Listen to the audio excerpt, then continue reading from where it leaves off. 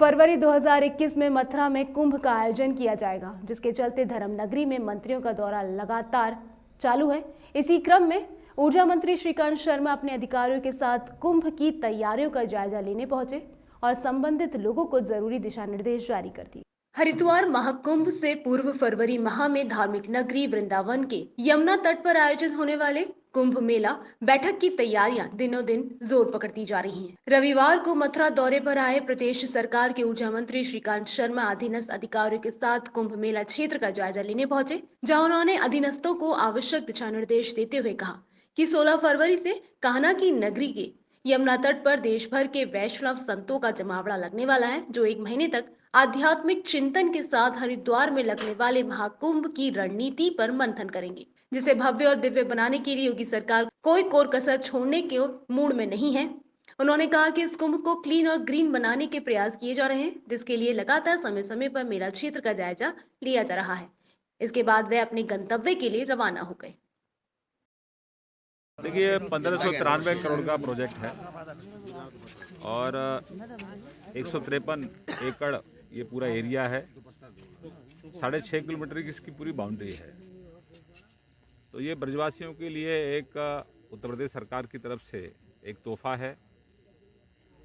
पूर्व में लोगों ने इस पर कब्जा करने की कोशिश की थी, सपा सरकार के लोगों ने, लेकिन भारतीय जनता पार्टी की सरकार ने इसका सौंदर्यीकरण किया है और अब इसमें आम जन के लिए इसको खोल भी खोला गया है।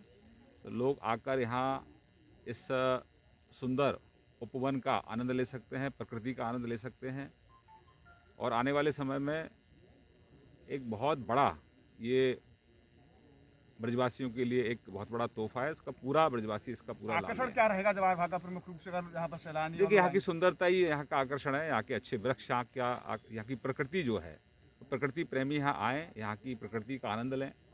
अब यहाँ नवग्रह वाटिका भी हमने बनाई है, सूर्य नमस्कार भी आप कर सकते हैं, एक ओपन थिएटर भी है, ओपन जिम भी है। तो यहाँ सबके लिए है। नौजवान जिम कर सकते हैं, वॉक कर सकते हैं, हमारे बुजुर्ग लोग यहाँ आसन कर सकते हैं और सूर्य नमस्कार के लिए भी स्थान है यहाँ। तो सबके लिए है। बच्चों के लिए भी यहाँ हम लोग झूले वगैरह लगवा रहे हैं, तो लगे हुए हैं। तो सबके लिए यहाँ व्यवस्था है। बच्चों के लिए झूले हैं और हमारे जो बड़े बुजुर्ग लोग हैं उनके लिए यहाँ नवग्रह वाटिका है, आप आराम से आसन कर सकते हैं। नौजवानों के लिए यहाँ जिम है। तो आप प्रकृति प्रेमियों के लिए यहाँ प्रकृति है। सर, जैसा युवाओं में वृंदावन के मिनी कुंभ को लेकर अन्वेषण किया गया था, नहीं, बहुत तेज गति से हम लोग पूज्य संतों की जो मंशा है उसके अनुरूप वहाँ जितना जल्दी हो सकता है काम हम पूरा कर रहे हैं। जैसे कि दिव्य कुंभ और भव्य कुंभ और इको फ्रेंडली कुंभ भी इस बार रहेगा। तो कुंभ की तैयारी हमारे मेला अधिकारी लगातार उसका निरीक्षण वहाँ कर रहे हैं। मैं भी शनिवार इतवार को जब मौका मिलता है तो मैं भी वहाँ निरीक्षण के लिए आता हूँ। आज भी मैंने निरीक्षण किया और जल मार्ग से पूरे क्षेत्र का निरीक्षण किया है। आने वाले समय में वो भी बहुत अच्छा स्थान हम ब्रजवासियों के लिए देने वाले हैं। किसान आंदोलन 32 दिन हो गए हैं, कैसे खत्म होगा ये आंदोलन? देखिए, किसान हमारा अन्नदाता है। मैं भी किसान का बेटा हूँ। देश का किसान नरेंद्र भाई मोदी जी के साथ है, क्योंकि मोदी जी किसान की खुशहाली चाहते हैं। आर्थिक रूप से स्वावलंबी किसान बने, इसकी चिंता मोदी जी पहले दिन से कर रहे हैं और इसीलिए किसानों की इनकम कैसे बढ़े उसके लिए ये प्रावधान किए गए हैं। ये जो कानून है ये किसानों के पक्ष के लिए है।